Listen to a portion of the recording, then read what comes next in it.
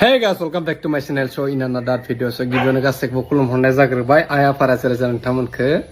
थ' नोंथांमोना मिथिखागौ जानांगौ नङा होमबा गोबाव जाबाय भिडिअ सिडिअ होनो मोनाखै थ' आङो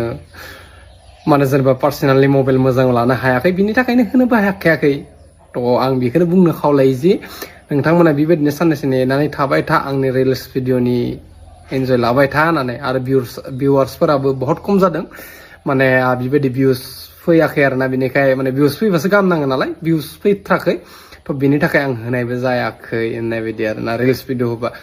भिडिअ होबासो भिउसा फैयो एसे बेनिफ्राय आरो बिदि डाइरेक्ट पार्सनेलि बिदि आपडेट होबाथायथ' भिउसानो फैया स' भिउस फैनाय लोगो लोगो भिडिअखौ बानायनो मोजां नाङो आरोना दायो आं बनायदों गुबुननि मबाइलजोंसो बनायगासिनो थ' थाबैनो लानो नाजानोसै लानो हागोनखौ आंबो आसा खालामदों माने मबाइल मोजां लानो थाखाय फैसाथ' नांखागो मेन बुस्थु बेनो थ' गासैबो मोजां माबा दोङो आरो मोनसे आपडेट दङ आंनियाव दायो जायफोरा सरकारनि माइरं मोनो माने कन्ट्रेलनि माइरं होनना बुङो दा बे माइरङाव माने माबा दोङो आरोना मा होनगोन बेखौ